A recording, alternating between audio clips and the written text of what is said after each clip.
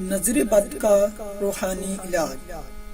نظر بد سے حفاظت کے لیے حدیث شریف میں ہے کہ جس شخص کو نظر بد لگ جائے تو حضور صلی اللہ علیہ وآلہ وسلم کے اس ارشاد سے جھاڑے، یعنی یہ کلمات پڑھ کر نظر لگے ہوئے شخص پر دم کرے۔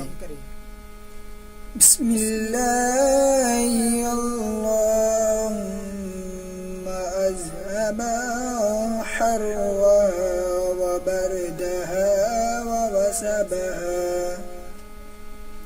اللہ کے نام سے، اے اللہ دور کر اس کی گرمی اور اس کی سردی اور اس کی تکلیف۔ اس کے بعد کہے کم بِإِذْنِ اللہ، اللہ کے حکم سے کھڑا ہو جا۔